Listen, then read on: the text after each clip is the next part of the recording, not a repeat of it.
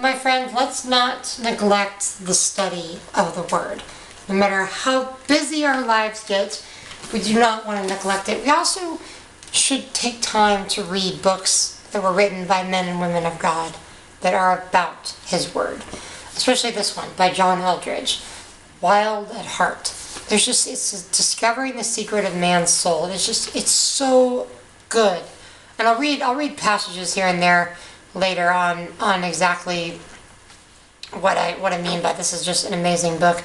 I like this quote here by Nathaniel Hawthorne. No man, for any considerable period of time, can wear one face to himself and another to the multitude without finally getting bewildered as to which may be the truth.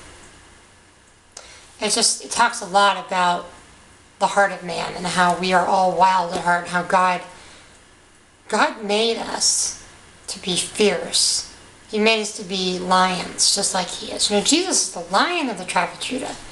He's not just, a little piece of paper cut out, pale-faced guy on the street corner. He's a warrior. He's the amazing, mighty man of God who comes to the earth and will return again to take command. But it also talks about how creation itself is wild and God created it. But you need to read it. It's a very good book. We're going to get back into the prophecies here, talking about Egypt and water of life. Egypt, chapter 19 and 20 just talks about Egypt and their need to see God, and how the Nile was, like an idol to them. There was a lot of idols to them. God basically wiped out their idols one by one. You can't see that God is just this gentle, Jesus is preaching the message, to His people, the New Testament. And even when He's in the Garden of Gethsemane, the sheer force of His strength knocks people down. He is more of a brave heart than Mother Teresa, really, if you're going to compare figure to figure. And that's one of the things that John Eldredge points out. And it's a really good book. We are talking again into Isaiah some more. Chapter 21, the troublesome visions of Babylon and Edom and Arabia. I think it's interesting that Isaiah was troubled by his visions to the point where, they bothered him. And because he saw the darkness. He saw the darkness of mankind, the fall of Babylon, the fall of people. Chapter 22 talks about how he saw Judah losing its dependence on God.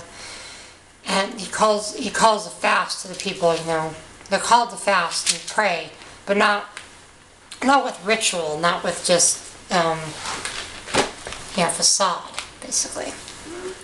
One of the things that I see often in the Bible is that when real men and women get with God and talk to Him and they hear His voice, it's always different. It's always different. It's always going to be individual. It's always going to be specific for us. He talks to us individually. He talks to us purposefully. And wherever we're at, in whatever situation we're at. And He did throughout the Bible. We've talked so many different things, so many different stories of Him working in our lives. That the Creator of the world, knowing what would happen by giving us free will, would still give us free will. And that He would choose to use our decisions to write that story in our lives and people's lives and in His work. Chapter 23 talks about the city of Tyre and its 70-year outcast, and again God humbling the proud. Chapter 24 talks about the devastation of the earth, how the earth is cursed. The earth is also polluted by the inhabitants, for they transgress the laws. That's interesting. It actually says that the earth is polluted and they transgressed laws, violated statutes, and broke the everlasting covenant. So I don't know if this is specifically referring to a world that has been laid to waste, but it sounds like it. If you literally take this verse, it sounds like the earth has been devastated to the point of that Disney movie WALL-E, where they had to leave the earth because it was so polluted. That's what it's saying. But even more so, it's saying that pollution is a sin in itself. That we are supposed to take care of this earth. To not take care of this earth, to not take care of the things that God has given us, is a sin. Is going against God. It says here, the earth is broken asunder and split through. shaken violently. So it talks about a great earthquake. There's several earthquakes that are talked about in the New Testament and book of Revelation. Chapter 25 talks about a banquet of praise and rejoicing to the Lord. And you see those here and there throughout this. It's like there's the devastation of the earth and sin and mankind, and then there's praise and glory of the one who's to come, and he's coming to take care of all this. And chapter 25 verse 8 says, He will swallow up death for all time. God will wipe away the tears from all faces, remove the reproach from his people. Tears of what? I mean, he wipes away the tears off of our faces. What are we going to be crying about? It's the only thing I can think of. And I've seen other scholars that have said this. Lost opportunities, maybe? I mean, there's no guilt when we get to heaven, but just maybe the reality of what we could have done while we were on earth. But God wipes all that away. He wipes away our tears. So it's okay. But there's a certain point where, there's so much you are here to do on this earth. Just do that. You don't have to do everything. If you try to do everything, you'll end up getting nothing accomplished. And then that's not good either. God puts this rock in front of us to climb. Climb this. Climb the next one after that. Concentrate on today. Concentrate on the goals that you are given today. He's not going to give you a whole list of things to do out into the future. He's just going to deal with you now, presently. Chapter 26 talks about judgment, resurrection, and the rapture. Oh, my friend, chapter 26 is the rapture. You didn't know that, did you? Chapter 26, verse 19, 20 to 21. Well, maybe you did. Because I probably talked about it before. Or somebody else has talked about it. Because the end times is coming, and we go, oh, the rapture is not talked about in the Old Testament. Jesus didn't talk about it. Okay, so I'm just going to go from there. Jesus didn't talk about his cell phone either. But it exists. So why wouldn't the rapture? Because it says your dead will live, your corpses will rise. It talks about resurrection. And come, my people. And it sounds like the New Testament. Jesus says, I have prepared a place for you, and I will return to take you there. Come, my people. Isaiah 26, verse 20. And close your doors behind you. Hide for a little while until indignation runs its course. For behold, the Lord is about to come from out of his place to punish the inhabitants of the earth. And the earth will reveal her bloodshed and will no longer cover her slain. It talks about the last war. It talks about the last days, the great and mighty return of the Lord.